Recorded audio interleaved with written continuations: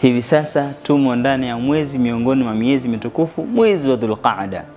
Allah tabaraka wa taala anasema katika kitabu chake kitukufu ndani ya suratul Qasas, baada a'udhu billahi minash shaitanir rajim, wa rabbuka yakhluqu ma yasha wa yakhtar, na Mola wako mlezi ndiyo ambaye anayeumba vitu anavyovitaka na anachagua katika hivyo vitu alivyoviumba ni kipi kitakachokuwa bora zaidi katika hivyo vitu. Ndugu zangu katika imani,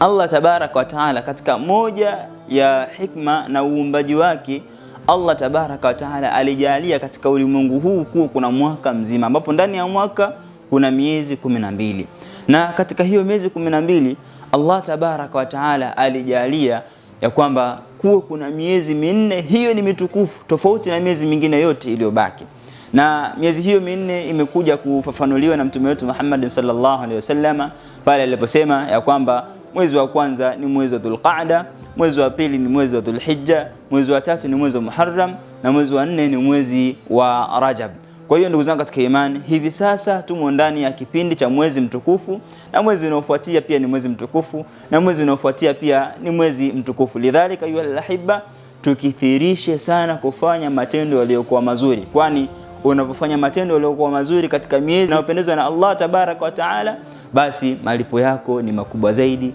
mbele ya Allah tabaraka wa taala. Wassalamu alaikum wa rahmatullahi wa barakatuh.